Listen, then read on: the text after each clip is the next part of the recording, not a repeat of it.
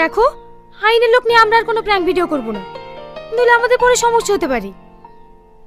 এটা তুমি ঠিক বলেছো। আচ্ছা ঠিক আছে, সাধারণ মানুষকে নিয়ে প্র্যাঙ্ক করলে তো কোনো অসুবিধা নেই। তেমন কোনো সমস্যা নেই, মাঝে মাঝে এক একটা চড় খেলেই হবে।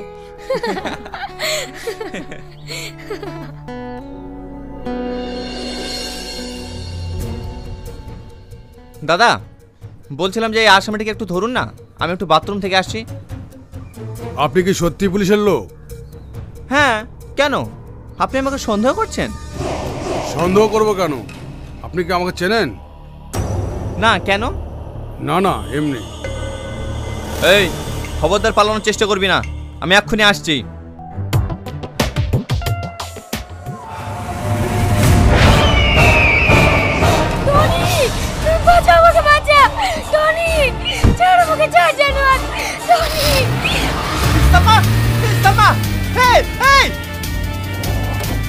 দাঁড়াও বলছি, দাঁড়াও, দাঁড়াও।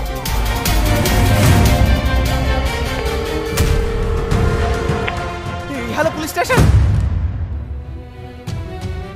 স্যার, আপনি আমাকে ফোন করেছিলেন। আমার সালমা কেমন আছে? ও খুব ভালো আছে, কিন্তু আমি একটা জিনিস জানতে চাই, ওই মেয়েটা ওই গাড়ির ভিতরে কিভাবে গেল? আমারই দোষ স্যার, আসলে আমরা প্র্যাঙ্ক ভিডিও করি তো, তাই ওকে ওর কাছে রেখে একটা শট নিচ্ছিলাম। আমরা বুঝতে পারিনি যে এরকম হয়ে যাবে। হ্যাঁ, ভিডিও করার আর লোক পাননি, বিড়ালকে দিয়েছেন মাছ এগলাতে। আপনি জানেন ওকে, ও একজন নারী পাচার করা আসামি। আমরা ওকে 5 বছর থেকে খুঁজছি। আর যদি আমরা সময় মতো না পৌঁছাতাম তাহলে ওর অনেক বড় ক্ষতি হয়ে যেত। থ্যাংক ইউ স্যার, আর এরকম ভুল হবে না। স্যার ও কোথায় আছে? ও এখন কেবিনে আছে। স্যার, পেশেন্ট কেমন আছে? ও এখন ভালো আছে, ওর এক্ষুনি জ্ঞান ফিরল। ও আপনার কে হন? She is my video partner, but কিছুদিনের মধ্যেই ও আমার লাইফ পার্টনার হতে চলেছে। আচ্ছা, বুঝতে পেরেছি। এ যেহেতু আপনার লাইফ পার্টনার হতে চলেছে, এর প্রতি একটু খেয়াল রাখবেন। কেন স্যার, এনি প্রবলেম? এনার হার্ট দুর্বল আছে, এনাকে এমন কোনো কথা বলবেন না যাতে কষ্ট পায়। আর হ্যাঁ, উনি এখন সুস্থ আছে, ওনাকে নিয়ে যেতে পারেন। ঠিক আছে স্যার।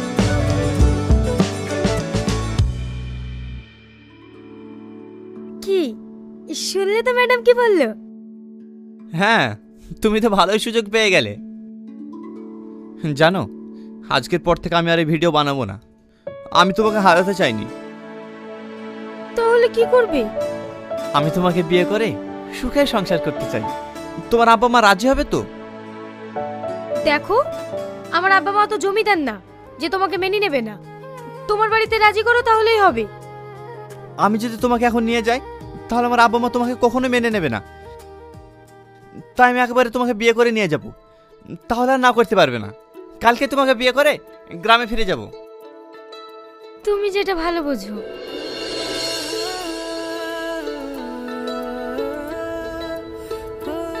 সালমা, বলছি আমরা যে বিয়ে করেছি এই কথাটা বাড়ি যাওয়ার আগে মাকে জানালে কেমন হয়? মাকে বলবো বলছো? আমার কিন্তু ভীষণ ভয় লাগছে। আরে ভয় পেয়ে না তো, কিচ্ছু হবে না, দেখি না কি বলে।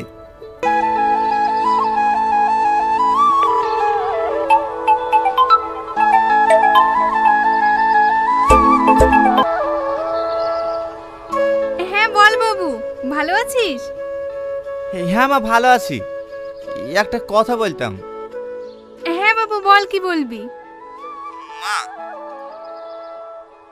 আমি একটা মেয়েকে বিয়ে করেছি, আমি কালকে ওকে বাড়িতে নিয়ে যাব। আব্বা মেনে নেবে তো? হ্যাঁ, এতে কি বলছিস টনি? আমি এসব ব্যাপারে কিছু বলতে পারবো না, তুই তোর আব্বার সাথে কথা বল। এই দেখো তোমার ছেলে কি করেছে, আমাদেরকে না জানি একা একা বিয়ে করে নিয়েছে। এই দেখো, কথা বলো। হ্যালো টনি, তোমার কি বলছে রে? হ্যাঁ আব্বা, মা ঠিকই বলছে। তোকে পাঠিয়েছি পড়াশোনা করার জন্য, 10 বছর তোর পড়াশোনার খরচ চালাচ্ছি, আর তুই আমাকে না জানিয়ে বিয়ে করে ফেললি। আব্বা, সালমাকে আমি অনেক ভালোবাসি, ও খুব ভালো মেয়ে। আমি তোর কোনো কথা শুনবো না। মেয়ে যদি ভালো না হয় আমি কিন্তু মেনে নেব না।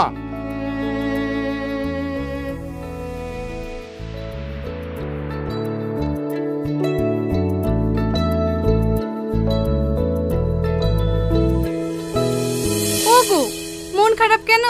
আজ 10 বছর পর বাবু বাড়ি ফিরছে, তোমার তো খুশি হওয়ার কথা। কি করে খুশি হবো বলো? সঙ্গে করে বউ আনছে, সে বউয়ের আচার আচরণ কেমন হবে এই নিয়েই চিন্তিত আছি। কর্তাবাবু, ছোট বাবু চলে এসছে। বাবু ভালো আছিস? আসতে কোনো অসুবিধা হয়নি তো? না না, অসুবিধা হয়নি। কি গো তুমি দাঁড়িয়ে থাকলে যে, বৌমাকে আশীর্বাদ করো। হ্যাঁ হ্যাঁ।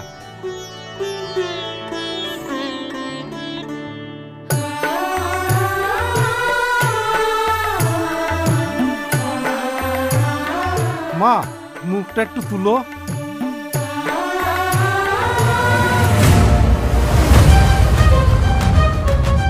কি এ আমি কি দেখছি? টনি, টনি, তোমাকে ঘরে নিয়ে যা। আমি কি দেখছি? না না, এটা হতে পারে না, এটা অসম্ভব। কর্তাবাবু, আমার ভীষণ ভয় লাগছে। হ্যাঁ হ্যাঁ, তোমরা সবাই ঘরে চলো।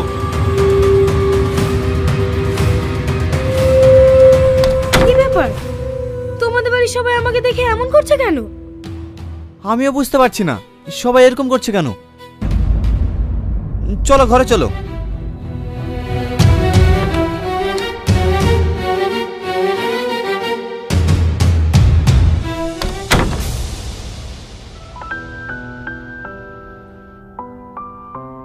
মা, তোমার সবাই সালমাকে দেখে ওইরকম আচরণ করলে কেন?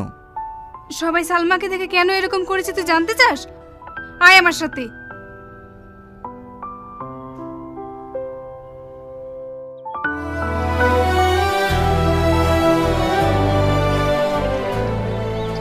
এই তো দেখ, একে